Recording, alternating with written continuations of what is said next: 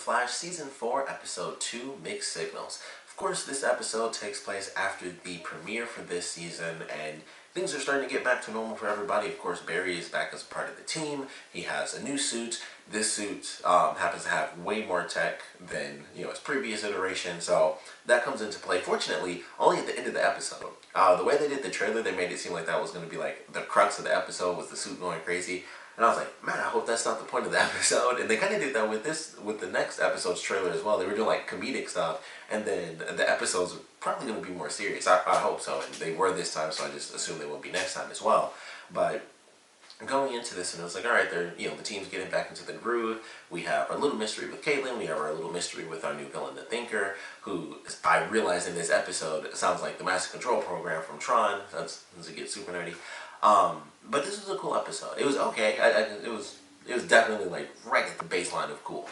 And they had some great stuff in here. Like the very first sequence where Barry actually saves the guy in the car. I actually liked that sequence. It was really cool, like him running around and tearing the car apart. I thought that was a cool sequence. I thought that looked pretty cool. Him, of course, at the end of the episode throwing a lightning bolt at himself. Even though that was a crazy sequence, it looked cool. We got to see him run around, and I always prefer when they do, it's like Barry, and it's like a wide shot, and it's just him running, and we basically just see the lightning. I always like that a little bit more than when it's like we see Barry moving at super speed, because it's like, it looks so CG. So I always like it when it's like, all we can really make out is just like a lightning, string just going through this building. So I thought that was pretty cool, and of course him actually doing the lightning bolt was pretty awesome. But the way they had the villain in this episode, I liked it. It was, bio tech, which I thought was sweet. And it starts off at the beginning of the episode where they make a couple of references to Arrow in this episode, but the very beginning was, they don't say it, but that was clearly Oliver's old apartment, which I think is his current apartment. I don't know. It's Oliver's apartment. So this guy was buying it, and they don't reference the fact that it's definitely in Star City, but I'm like, that's Oliver's apartment. Just because they showed it from the side of the kitchen doesn't mean I can't recognize it. So I'm like, that was Oliver's old apartment. So this guy gets in the elevator. I never realized that was literally how that worked, because that's the dumbest thing in the universe, to have the elevator is your only way out. That doesn't make sense. So that was kind of funny. But guy gets in the elevator. It starts going up and down. This image comes up on the screen showing the floors, and it says Kilgore with the percent sign for the O. And I was like, okay, obviously there's some sort of revenge thing going on here.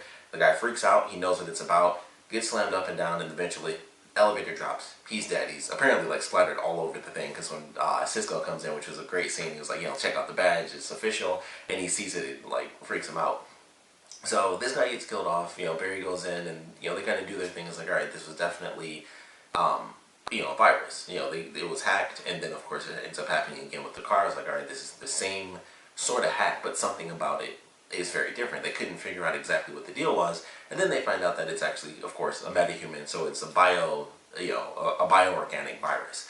So I think the element of that I thought was definitely a cool aspect for at least the main villain of this episode, because that's, one of the things I'm looking forward to this season, with them having a main villain that is finally not a speedster. I'm looking forward to who we get as far as new villains and how they're going to utilize those characters.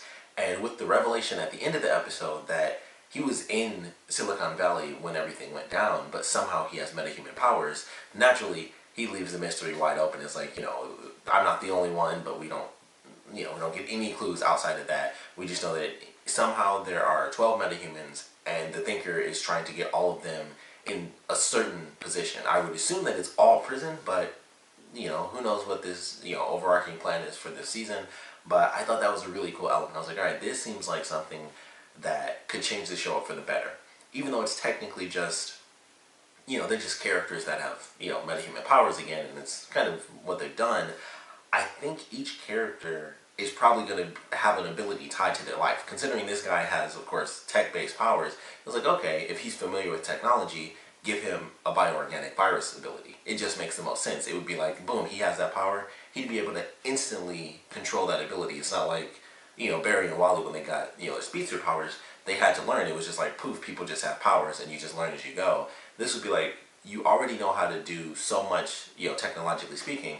I'll just give you the ability to do that with your own mind, and just make it even easier. So it kind of, I feel like that might be where they're headed. Could be wrong. That's just, obviously, me just guessing based off of this guy who just was somewhere random. He was somewhere else and not in the city, and we still don't know. Maybe the Thinker was involved. I was thinking maybe he, considering the character, maybe he knew something was about to happen. He somehow took some of the energy from the explosion and was able to transfer it to 12 other people.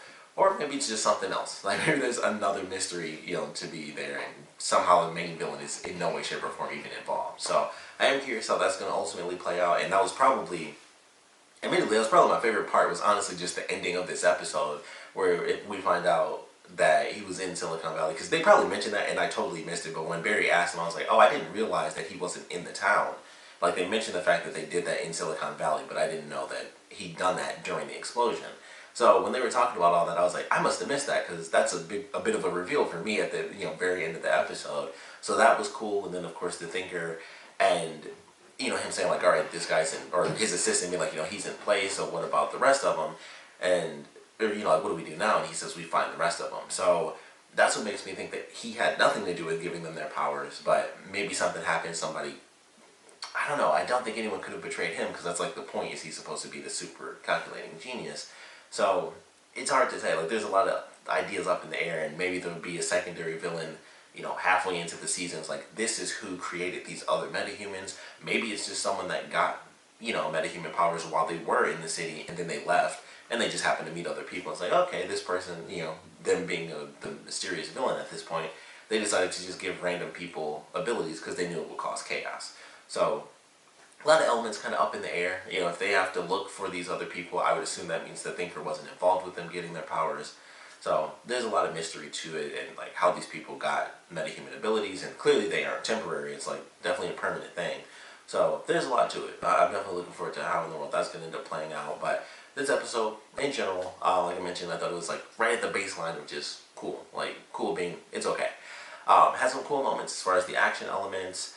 And then a lot of the story stuff was kind of just like, Barry and Iris end up going to couples therapy, and it kind of, at first it made sense to me. Honestly, it started off and it was like, I totally understand where she's coming from. Things are different. Barry seems like oddly optimistic, which I think I mentioned in my last review. It was like, I don't know, this seems a little too good to be true, because he's just like, everything's great. Like all my pain is just gone. Things seemed off. So I was like, it kind of makes sense. He comes back and he's just like, I'm doing this, I'm doing that. I'm catching up on all my shows, which they had a great Game of Thrones joke. I love that. Some people might be mad for people who don't watch it. I don't even watch it, but it's Game of Thrones, so I knew that. But he's like, I'm catching up on everything. All the wedding stuff is just done, and it's just like, I did this. The triathlon stuff, I canceled that so we can just have fun and go out on a date. And it was like, okay, I can see kind of where this is starting out. It definitely makes sense, because he's just kind of going, because it's just like, I'm back, you're happy, I'm happy, and it was just like everything's perfect, and I can do anything, and it's just as if nothing, that time in between didn't matter. Where it changed, I would definitely say, was the revelation of Iris saying, showing how upset she was that Barry actually did go through the Speed Force, and that was the part where it changed for me, because I was like, I feel like he didn't have much of a choice. It was either him or Wally. I mean, technically, I guess they could have been like, Jay, you're old, get back in there, I guess. But when she said that, I was like, I feel like that was a little unfair. This was almost like the world, sort of deal. And somebody had to go.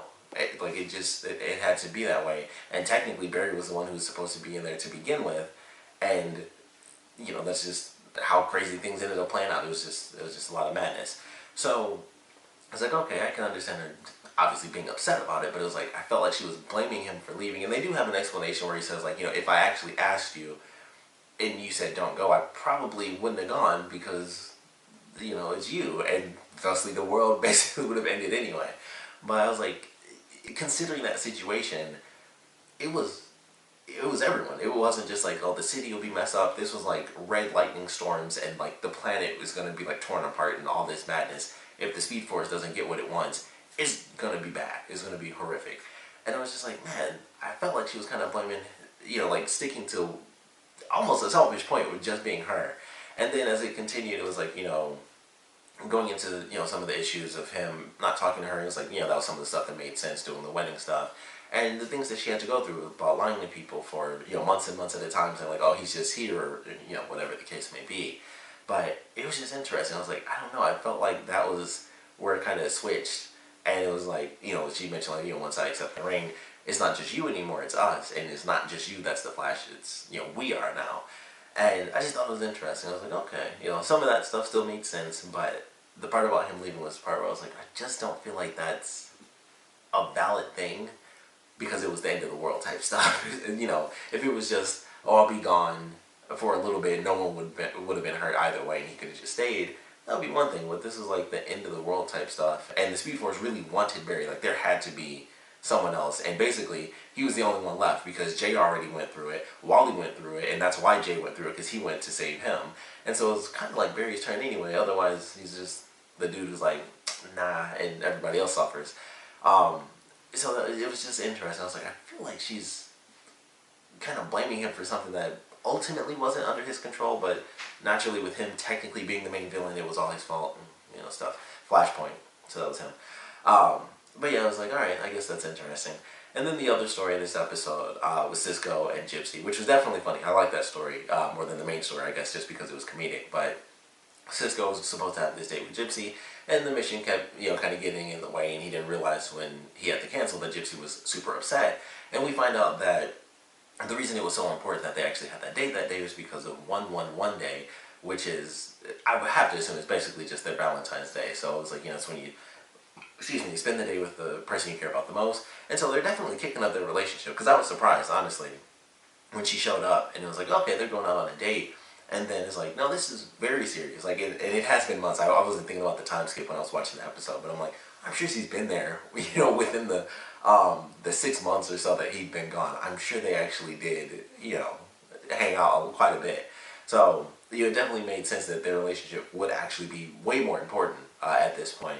So it was fun just going through that, because it was just a silly moment. So I like that side story. But like I said, the main story, the villain, I thought was cool. Cisco's story, Cisco and Gypsy, their story, I thought was fairly funny. And then the main heart, what's supposed to be like the main crux of the series is just, Barry and Iris, the gold standard, as Barry put it. Some stuff I liked when they first went to therapy. I thought that was hilarious, where it's like, oh, because they do that in all TV shows, but it's still always entertaining for some reason. When people are like, oh, you have to write that down, like, that's not worth noting. But the joke they made about, it was like, my mom died, and it was like, my dad died, and then they talked about Eddie, and it was like, he's dead too, and he was like, he kept kind of doing the weird laugh. I was like, yeah, there's a lot of dead people from this show, and they kind of go down the list. I was like, yeah, they deal with a lot of death in this show, but it was kind of funny the way they did it. It was like, man, he's like, I used to be with my ex, and now we're together. It's like, he's dead too. So it was just really funny, and then it was serious kind of later on. But I definitely there were quite a few moments I really enjoyed. Like I said, I think the action was actually really good in this episode. Like, just some of the stuff we got to see him do, taking the car apart. The part where he catches the grenade, I thought was pretty awesome. I thought something was going to happen during the end of that when he caught the last piece and he froze.